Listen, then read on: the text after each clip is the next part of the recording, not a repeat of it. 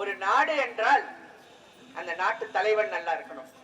அந்த நாட்டை செழிப்பாக, மக்களுக்காக, மக்கள் நலத்திட்டங்களுக்காக, மக்களோட வாழ்க்கையின் வளர்ச்சிக்காக, அவங்க பொருளாதாரம் இன்னும் சிறப்பாக இருக்க ஒரு தலைவன் பாடுபட வேண்டும், ஒரு தலைவன் செயல்பட வேண்டும்.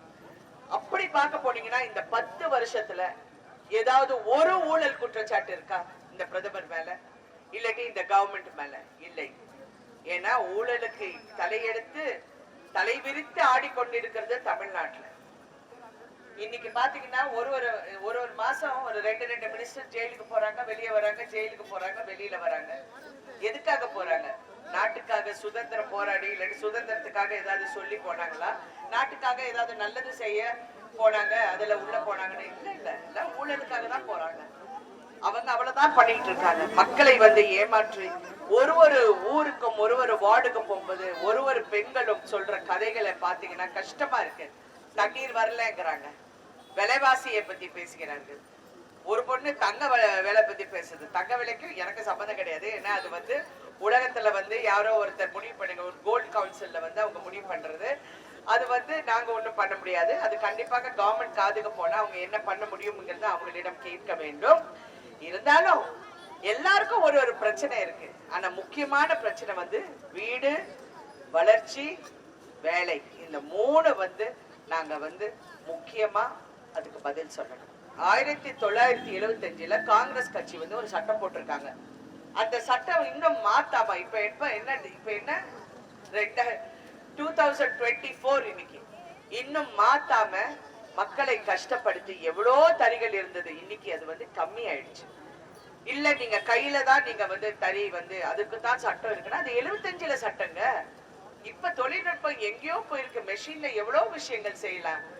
அடுத்த நாடுகளை பாருங்கள், எவ்வளவு முன்னேறி இருக்கிறாங்க. ஏன் அந்த முன்னேற்றம் நீங்கள் ஏன் அருப்புக்கோட்டைக்கு கொடுக்கவில்லை என்று நான் கேட்டேன். இல்லை, இங்க வந்ததுல இருந்து எம்எல்ஏ இங்க வந்ததில்ல. கேட்டா என்னால இது பண்ண முடியாது. அருப்புக்கோட்டை அவங்க பாக்குறதே இல்லையா? ஏன் இங்க இருக்கிறவங்க மக்கள் இல்லையா? எதற்காக அருப்புக்கோட்டை மக்களை நீங்கள் வஞ்சிக்கிறீங்க? ஏன் யாராவது கேள்வி கேட்டிருக்கீங்களா? இப்ப மறுபடியும் அவங்கதான் ஓட்டு கேட்டு வராங்க.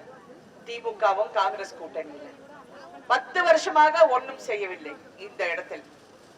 அதனால நீங்க சிந்திங்க, உங்களுக்கு யார் சரியா செயல்படுவாங்கன்னு நீங்க சிந்திங்க. இப்ப அவங்க ஒரு பிரதமர் மந்திரி யார் என்று அவங்க சொல்ல முடியுமா? ஏன்னா இது வரைக்கும் பிரதமர் மந்திரியே கிடையாது, யாருமே அறிவிக்கல. சரி, அதிமுக தேமுதிக அவங்க ஒரு தெருவாக சென்று அவர்கள் கதையை பேசிக்கொண்டு அவர்கள் அழுது கொண்டு நான் மக்களுக்காக நல்லது செய்ய வந்திருக்கேன். சரிங்க, நல்ல விஷயம் தான். எல்லாரும் மக்களுக்கு நல்லது செய்ய தான் வந்திருக்கீங்க. எப்படி செய்வீங்க? எப்படி செய்வீங்க? ஏதாவது ஒரு தேசிய கட்சியோட கூட்டணியில் இருக்கிறீர்களா? யாருக்காக நீங்க ஓட்டு வாங்குறீங்க? அப்படி இருந்தா நீங்கள் எதிர்கட்சி தான். நாளைக்கு பாராளுமன்றத்துக்கு போய் குரல் தான் கொடுக்க முடியும். மாநிலத்திலையும் அவங்க எதிர்கட்சி, எதையும் செய்ய முடியாது. நான் அடித்து சொல்கின்றேன், செய்கின்ற இடத்தில் நான் இருக்கின்றேன். செய்ய முடியும் என்ற என்ன சொல்றது, செய்ய முடியும் என்று என்னால கண்டிப்பா சொல்ல முடியும்னா நான் அப்படிதான் சொல்றேன்.